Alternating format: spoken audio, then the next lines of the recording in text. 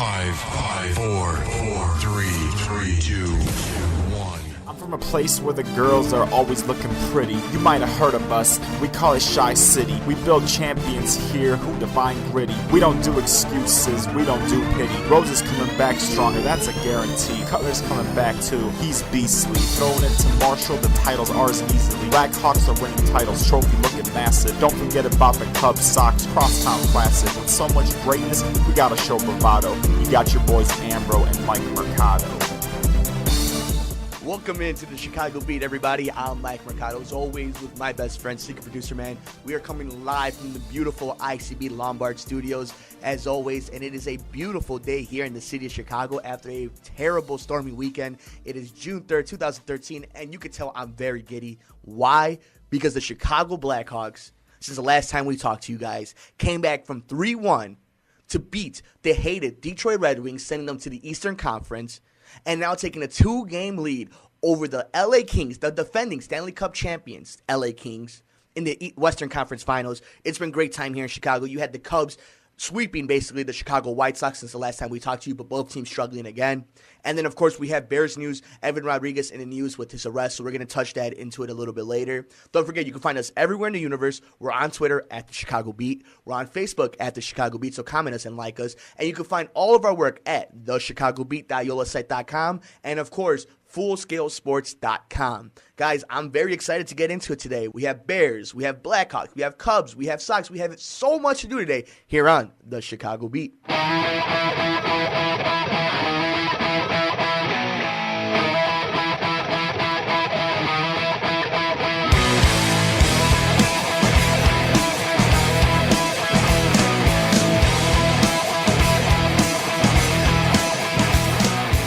The Chicago Beat is delivered by In-Flight Express. For the greatest shipping needs done fast and easy, visit inflightexpress.com.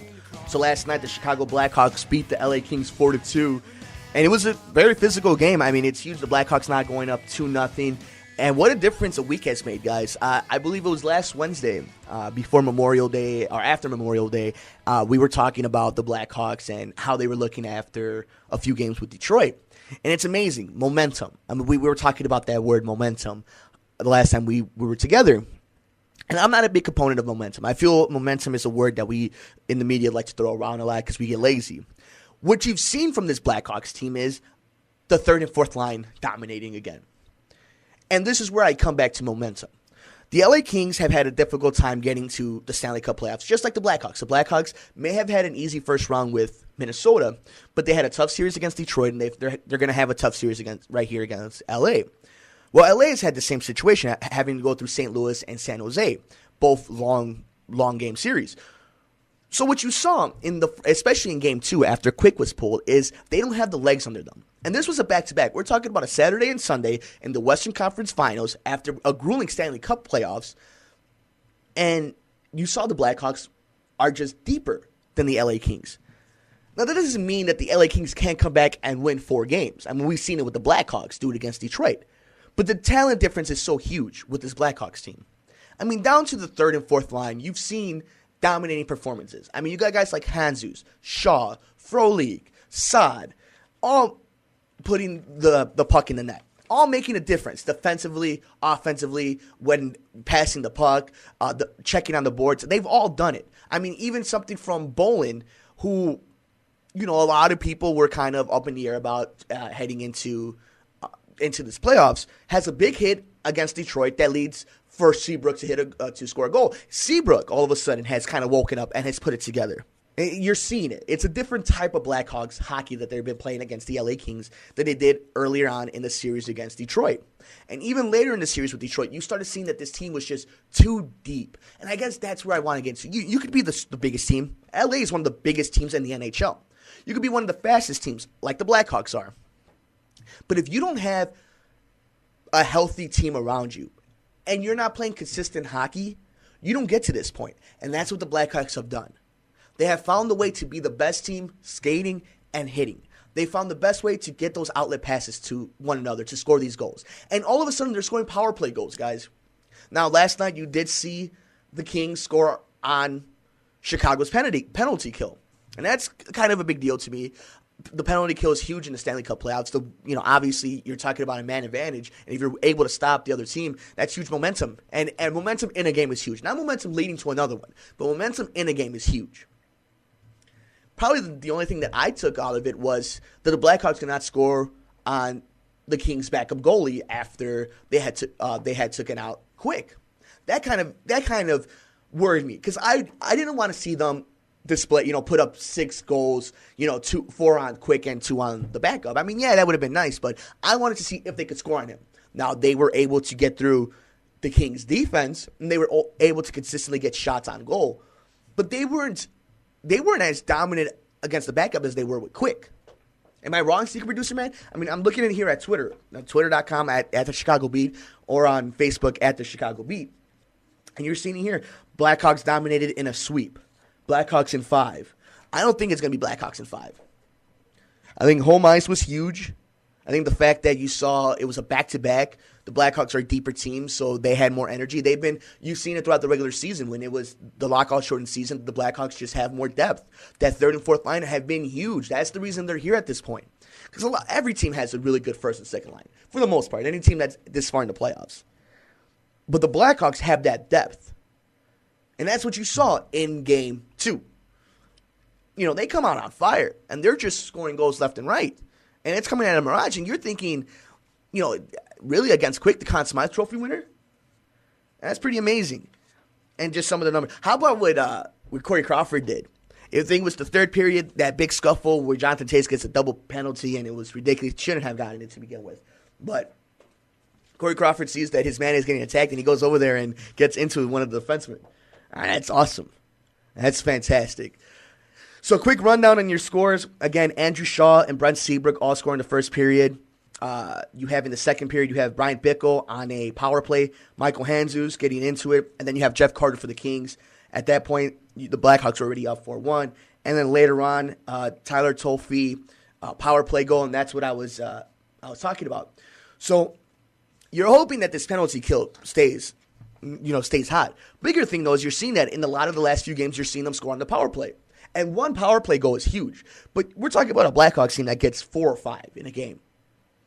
I mean, if you get 1 or 2 power play goals in a game, that's huge in the Stanley Cup playoffs.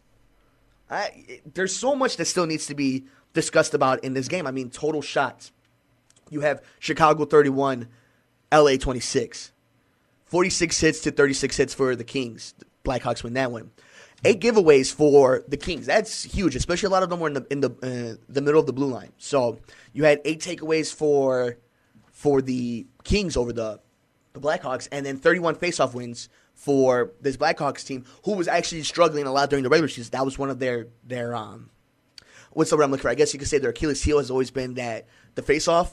And you've seen it a lot in this playoffs, but they've definitely woken up. So that was nice to see faceoff wins that well. And then how about this, though? The attendance, 21,824 people at the United Center cheering. I mean, there really isn't a greater crowd than the Chicago Blackhawks crowd. I mean, I've come to learn that. I've gone to a lot of games in my day, and my Lord, have the Blackhawks upper management and this team really embraced its fans. And I think that's what you're seeing. And they feed off of that. I'm not somebody who believes home ice is really that important, but, man, it's hard to win a game at the Madhouse. It is.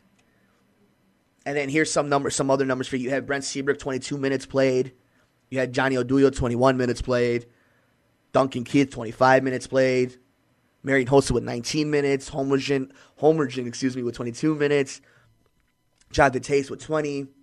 Stallberg got on the ice a few times. But I'm looking at these numbers, and I'm just seeing a lot of good things. I'm not looking at a team that's shooting themselves in the foot, which a lot of good teams do. And you knew that the only way the Blackhawks were going to really lose the series, as great as Jonathan Quick had been playing, LA has not been able to score. They've won a lot of close games. They've been in a lot of tough series. So you knew the only way the Blackhawks were really going to give this game or this series up was if they did it themselves. So we haven't seen that yet. Hopefully they continue to keep this dominant streak going. Because you can only hope that at this point they don't have a downfall, that they don't hit another roadblock. Because you're seeing Crawford absolutely having an amazing playoffs. I mean, yesterday the guy has 29 saves, only gives up 2 on 31 shots. I mean, Bronier has 9 shots against, doesn't give any, but then you have Jonathan Quick with 17, gives up 4. But Los Angeles, again, and you saw it was a lot of it has to do that it's in hockey. This is what worries me is you don't want this Blackhawks team to get complacent on closing out a game. And it kind of ended up that way. You look at it this way. In the first period, Chicago was actually getting outshot when it comes to shots on goal, 13-9. But then you have Chicago coming out in the second period, dominating 11-5, doubling what the Kings did. And then 13-6 getting doubled up by the Kings themselves. Both teams getting a power play goal. Chicago goes 50%, but Los Angeles gets 4 tries at it. It only gives up 1. And that's, again, I don't know how many times I could say that's huge when it comes to playoff hockey, but in playoff hockey, killing a power play is huge. So those are good things. I mean, we're seeing some good things from this Blackhawks team. And then I don't know if you guys are paying attention out east, but Boston and Pittsburgh are playing a tough series already. It's only been 1 game, but they're already, it was a 1-0 game. You're getting shut out of your Pittsburgh. Anything can happen in that series. It's a toss-up right now who's going to win the Stanley Cup. I want to know at the Chicago Beat on Twitter or on Facebook at the Chicago Beat. At this point right now, after 2 games, 2 wins for the Blackhawks, who do you think they will play in the Stanley Cup? Or will they get to the Stanley Cup? I want to know your thoughts. We got more on the Chicago Beat.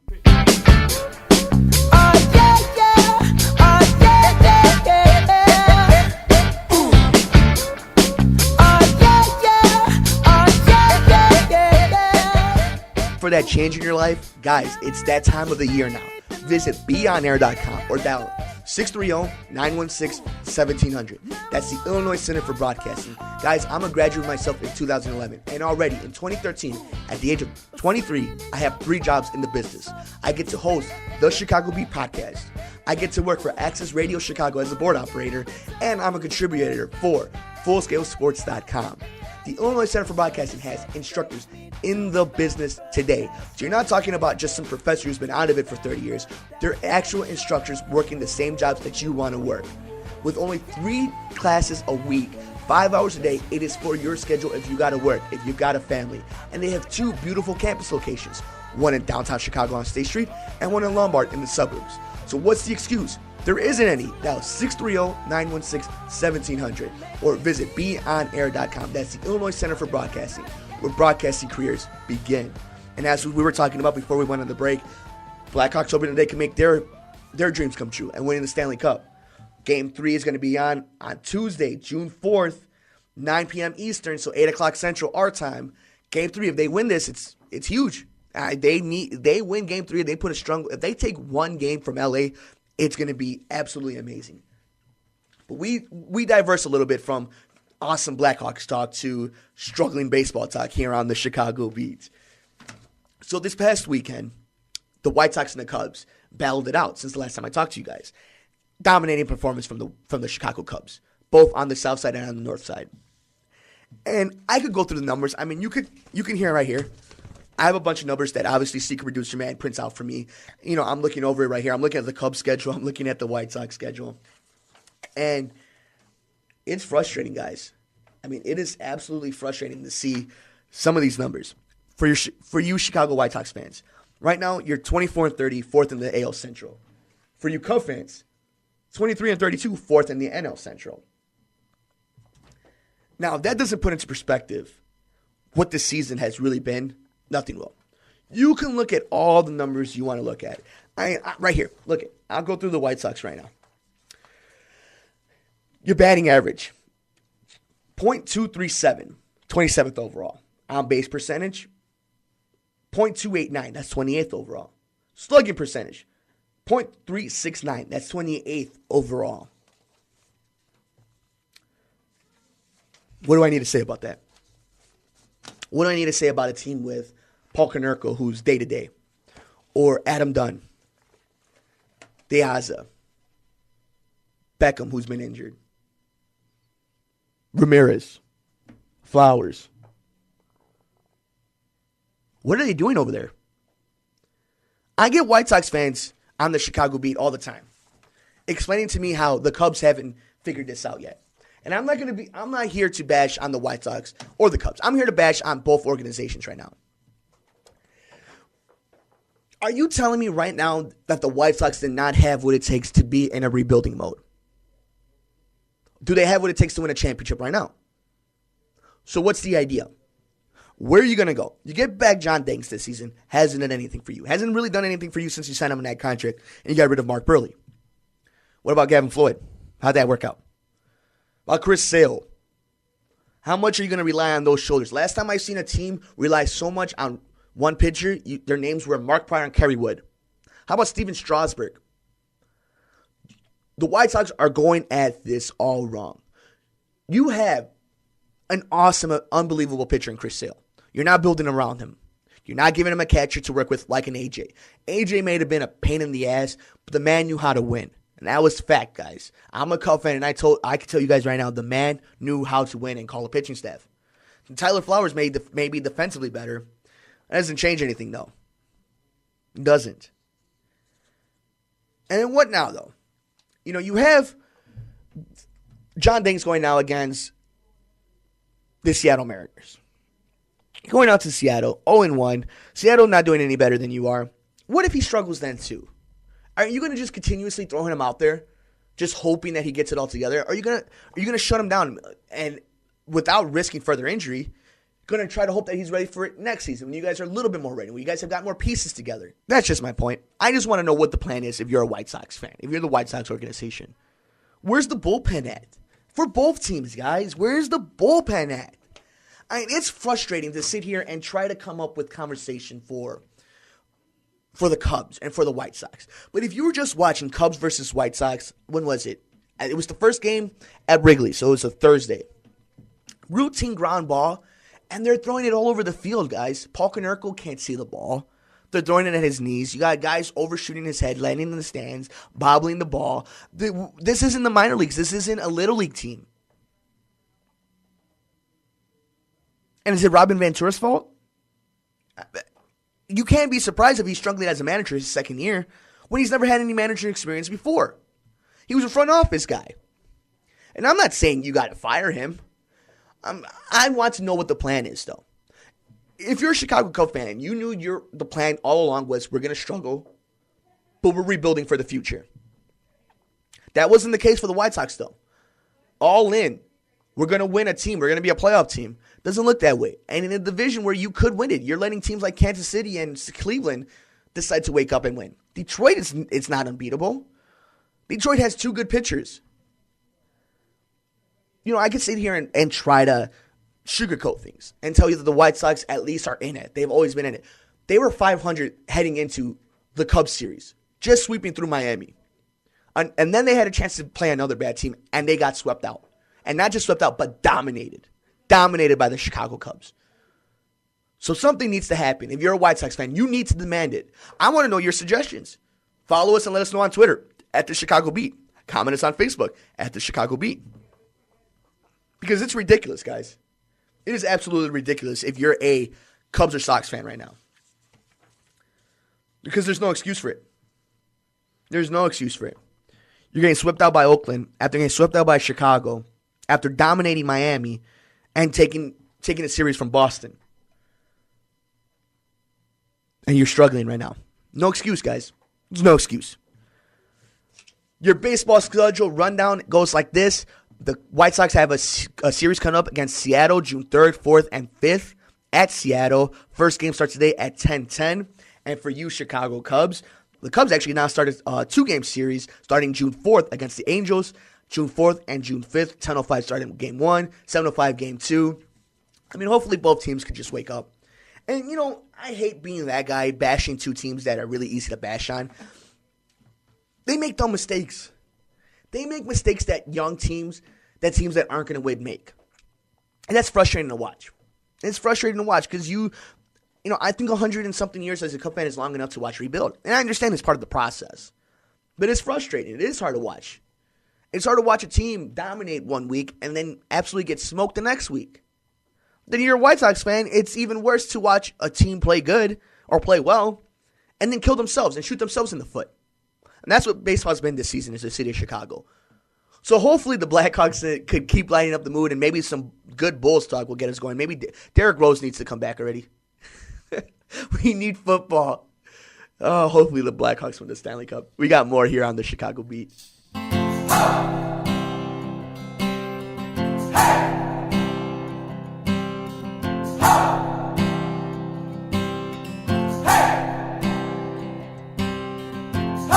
been trying to do it right. I've been living a lonely life. I've been sleeping here instead. I've been sleeping in my bed. Sleeping in my bed.